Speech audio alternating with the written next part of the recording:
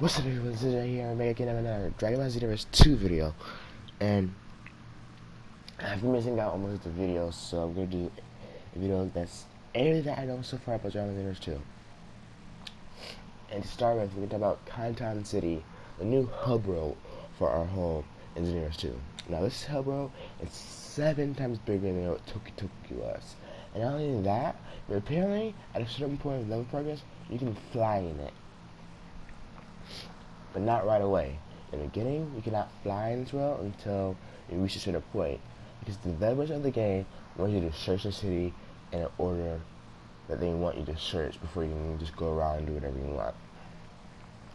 And not only that, but before that or during that, I don't know which one, but you probably get vehicles or like hoverboards or whatever, maybe new cars that you can ride while you're doing that. I mean, before you do that, and that's pretty exciting and awesome to me. It seems like they're trying to make this game seem more like an RPG MMO, like more in depth to it this time. Not only that, also this city can hold up to 300 people in a server at once, which is a lot. I don't know if you can see them, like if it was like during my Xenoverse, it was still whatever, because I kind of like that. But I don't know if you can see them run around and stuff. But if you can, that'd be really great. Now, in this, another thing to see is we'll be able to take part in entering fights with each other. So, of course, we'll be able to train at school, which is interesting that we can train at schools. I don't know how they're going to do that. Is it just like showing us the basics of the mechanics of the game, or is it just us like literally training or something? Is it a training mode where we fight other things to figure out how we fluently fight, or I wonder how this is, or is it actually training or something? So I want to see how that training mode or school is going to be. Also, we can we can shop and do quests like we did in the last game. And lastly, each race has their own different rewards that they can earn from missions, further advancing their experience. It's just like, whoa, so now each race is like the last game with the, like, not the moves. I know each race had, some of them had special moves to the race and some had special clothes, but it seems like more rewards are going to be more in depth with each character, so it's actually going to be a reason to play with other characters, because they're going to be having more different things that divide them from each other. So it's going to be very interesting how they actually did that, and I'm happy that they did that, because now there's more of a reason to play with different characters and go and replay the game again, which is exciting. Now, not only will there be 60 frames per second in online battles, but also they updated local multiplayer battles where we can fight in more places, and not only that, but those will also be in 60 frames per second, which is just going to make it more highly animated and smoother, which is going to be awesome.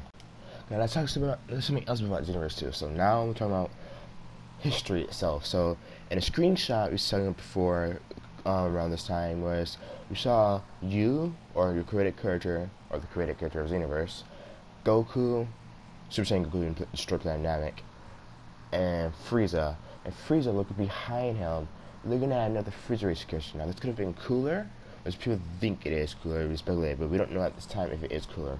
But since the Xenoverse features that it thinks that we can make us think that we can change history itself or future itself, maybe it's another created character. Maybe it's not changing the history.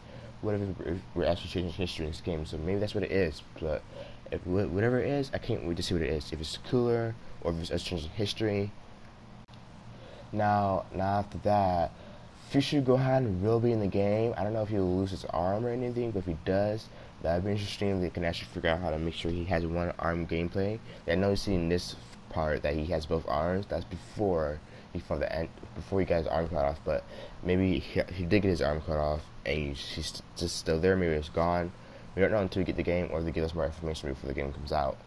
And not only Future Gohan be in the game, but so will a handful of movie characters like Lord Slug and Turles, as far as I know of right now.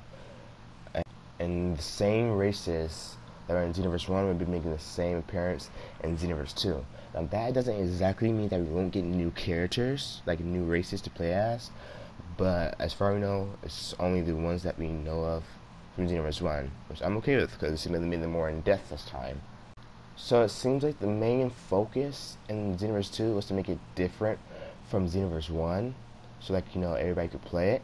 It means people who played Xenoverse 1, people who haven't played Xenoverse 1, which that's what I'm pretty sure what Bandai Namco was trying to do was make it Xenoverse 2 different from Xenoverse 1, but still playable, enjoying, seem the same, have the same feeling to it. There will also be free updates, and there will be DLC. That's not technically going to be free, but maybe some of them will be. But they're going to be free updates, and there will be DLCs throughout the whole for a year worth of them. And the reasons for that is because even though Xenoverse 1 was fun, people played it for a very long time, even to this day, but it kind of died down after a couple months. And what they want with this game is for it to last long, be lively for a very long time.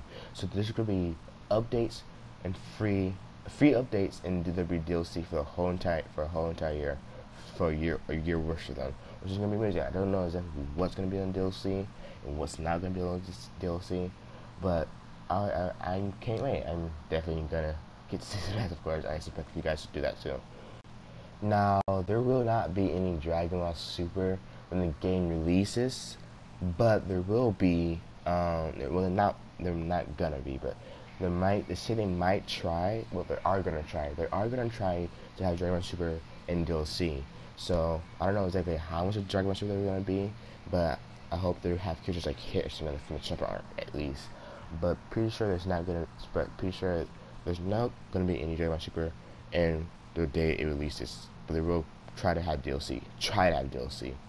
But we should have Battle of Gods and Restoration F, because it was out before Dragon Ball Super. And the reason why they weren't able to put Dragon Ball Super in this game now was the simple fact that Dragon Ball Super aired after they really were finished with the final touches of Xenoverse 2. They already had initially locked down everything they was putting in there. Now Hirono said he accomplished everything that he wanted in Xenoverse 1. This means once he accomplished everything he wanted in Xenoverse 2. So if he doesn't accomplish anything that he wanted in Xenoverse 2, that will most likely be a DLC. Then in terms of story, it seems that new players and old players can both take part in this, because the game's going to start a few years after Xenoverse 1, and that's where importing your character comes in. When you import your old character to be the statue of the guy in the middle and play an important role in the game, but you won't be necessarily playing as that character. They'd be a character that's inside the game, which is really actually interesting, and really I wouldn't have thought that could be possible in that game, but yeah. So you'd be starting off as a new time patrol. So the game will start off as a new character. It won't be the same character you were in Xenoverse 1 if you played Xenoverse 1. Also, I'm happy to say that the random drops for items and attacks and costume drops are going to be different in Xenoverse 2. I don't know how different or what kind of way, but if they're different and better, and maybe like not easier to get, but like, you know, a better way of getting it, and I haven't sit there for hours trying to get the same thing over and over again, I'll be happy. So at least that might be different to a way that we don't have to do that, but if it is, yeah. So I'm happy about the changes to this game. So basically, it seems like the transfer characters in a new game seem to be out like a hero. There's also rumors there will be more transformations, and Hirono said that he cannot comment on that. So most likely there will be more transformations. There might not be, but there is.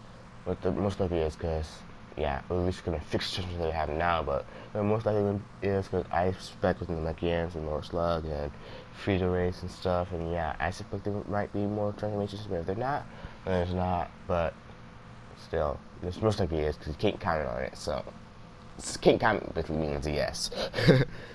Most of the time, not all the time. Don't quote me on that, but it most likely says yes. So be expecting Dragon Ball Super. Are you guys hyped for it? It's like this.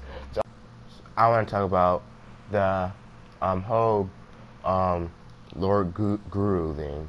You can see your custom created character sitting with Guru, and he's doing something. It seems like he's probably unlocking your potential or healing you. Now, you guys know about Dragon Ball when Gohan and Krillin first met Guru, he unlocked their potential and made them stronger.